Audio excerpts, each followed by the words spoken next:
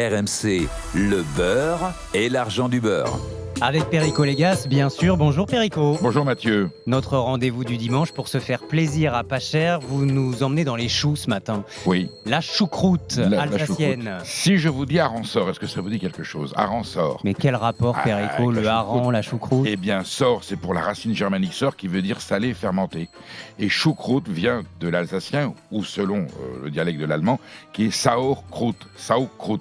Ça a donné choucroute. Mais choucroute, c'est un pléonasme. Ça veut dire chouchou. Non. Si un jour, si je te dis Mathieu, t'es ma choucroute, ne le prenez pas mal, ça veut dire que t'es mon chouchou. Voilà. Donc, voilà la racine. C'est sauerkraut, chou fermenté.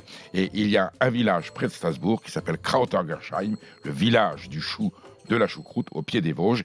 Et c'est là d'où est partie cette tradition.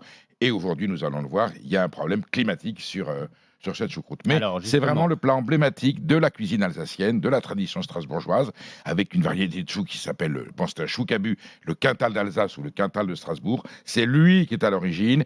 On peut faire des choucroutes avec tous les choux du monde. Hein. C'est un crucifère merveilleux qui fermente plein de propriétés nutritionnelles, mais rien ne vaut le chou alsacien, le Quintal cabu de Krautergersheim.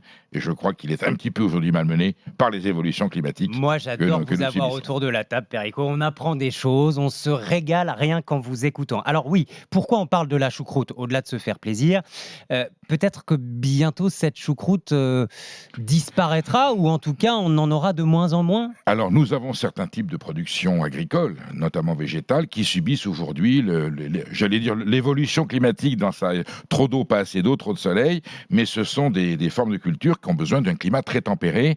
Et si on a des modifications trop brusques, eh bien, ces pauvres petites plantes, eh bien, elles se retrouvent, elles ont soif, elles ont chaud.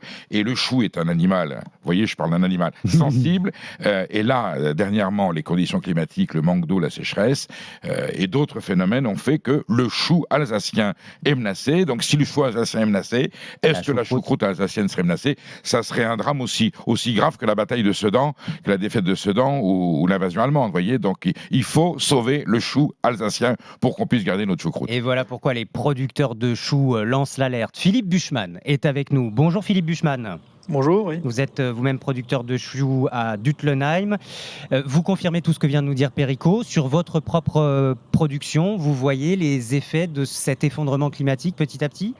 Oui, tout à fait, oui. C'est tout à fait juste ce qui a été dit juste à l'instant, là, oui. Avec le réchauffement climatique, les températures extrêmes, le manque de pluie. Voilà, le chou, il n'aime pas ces fortes chaleurs, il a du mal à se développer comme il devrait, quoi. Bon, on est équipé pour lui ramener de l'eau avec des systèmes d'irrigation, mais ce n'est pas la même chose que une bonne pluie, quoi, on va dire. Voilà. Eh ben, bien sûr, rien ne remplace les éléments naturels. Vous avez 18 hectares à Dutlenheim de choux. Vous devez donc vous adapter à cette chaleur, à ce dérèglement climatique. Un surcoût pour vous? Oui, un surcoût, il faut investir dans du matériel d'irrigation, des forages, des enrouleurs, voilà, des systèmes qui permettent de ramener l'eau. Et tout ça, ça a un coût assez important, et aussi notamment un coût financier, mais aussi beaucoup de manœuvres, hein, en plus, qu'on n'avait pas par le passé. Et puis, voilà. La tonne, vous la vendez à combien là, cette année? Cette année, on n'est encore pas fixé pour le prix, mais on voudrait 128 € la tonne, et les choucroutiers nous en proposent 120. Eh oui. Sachant que notre coût, voilà, on a fait calculer par un cabinet comptable reconnu, officiel, qui nous a calculé ça. Et donc voilà, donc on espère qu'on va être rémunéré à notre juste valeur.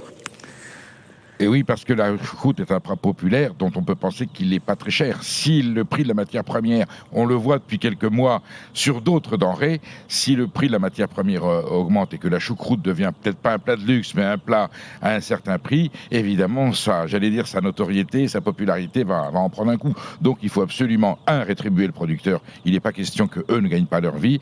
En même temps, il faut que les restaurateurs puissent la proposer à un tarif acceptable. Donc là, c'est cornélien, mais je pense qu'il y aura certainement une solution pour que la choucroute continue à être présente sur les tables alsaciennes et françaises. Parce que Philippe Buchmann, en plus de ce problème climatique, il y a l'inflation. Bien sûr, vous avez besoin de gasoil, vous avez besoin d'engrais, vous avez besoin de produits phytosanitaires pour faire pousser vos choux. Oui, bien sûr, tout ça, l'inflation depuis 2022, voilà, ne nous aide pas non plus, quoi. Comme vous l'avez cité, les engrais, le gasoil, les produits phytosanitaires qu'on a besoin pour protéger nos plantes, tout ça a pris, pour certains produits qui ont doublé de prix, hein, notamment les engrais. Donc tout ça, rajouté au fait du changement climatique, voilà, ça engendre des coûts d'une année à l'autre qui sont assez,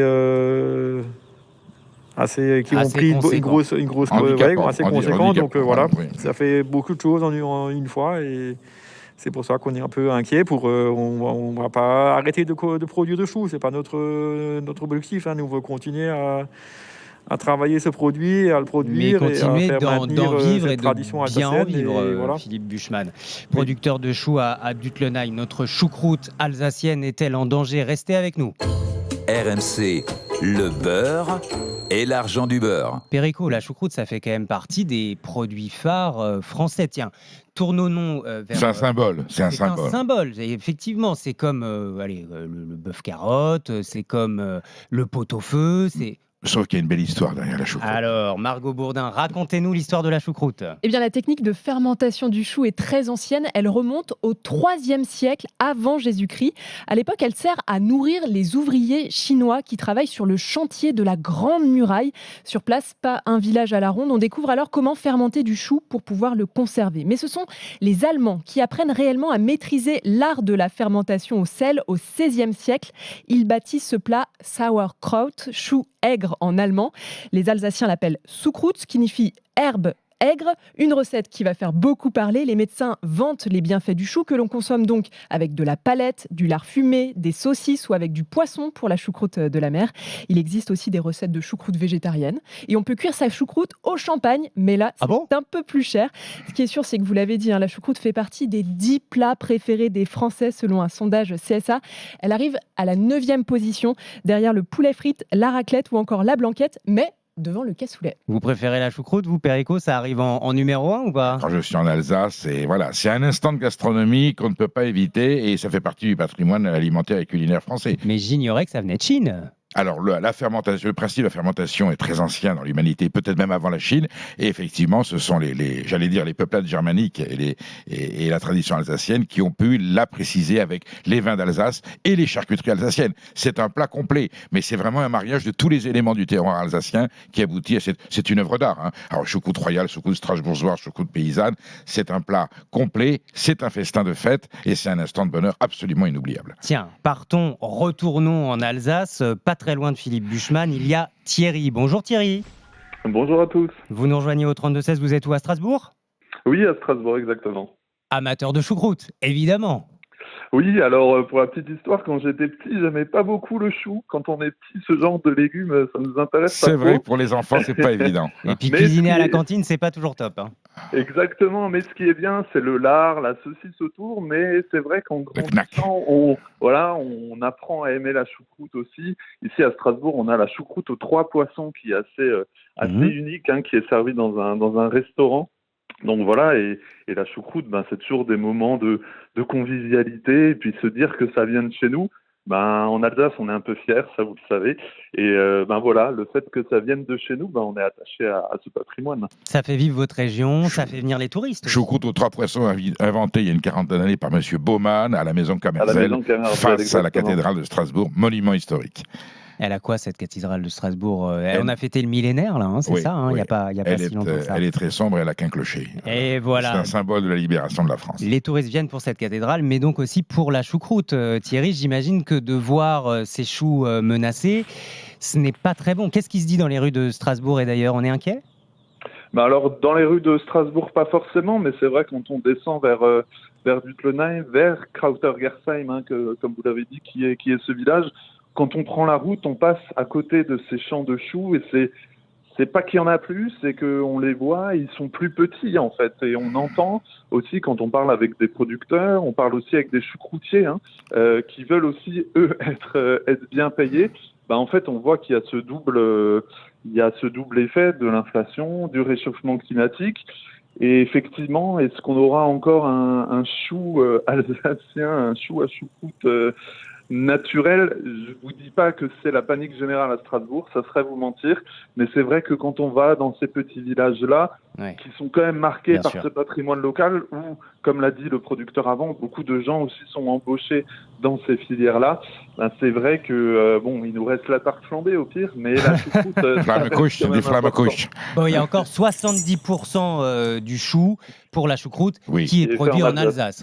Mais c'est bien de... Voilà, mais enfin, c'est un produit d'origine, c'est une tradition locale, et on ne peut pas concevoir une choucroute alsacienne avec un chou qui vienne de, je ne sais pas, de plus loin ou d'un autre continent, parce qu'aujourd'hui, avec la mondialisation, tout est possible. Et il y a déjà des choucroutes industrielles en France qui sont faites avec du chou qui n'est pas français. Voilà. Mais en Alsace, quand on est à Strasbourg, je pense qu'il faut prier pour qu'on préserve ce patrimoine. Je pense à la maison des tanneurs, à la Gerverstube sur les bords de l'île, qui est un temple de la choucroute, la maison tenue par monsieur François Reinhardt. Alors, à déguster avec de la bière ou avec du Sylvaner rue du Risting, le vin avec lequel on la cuisine d'ailleurs.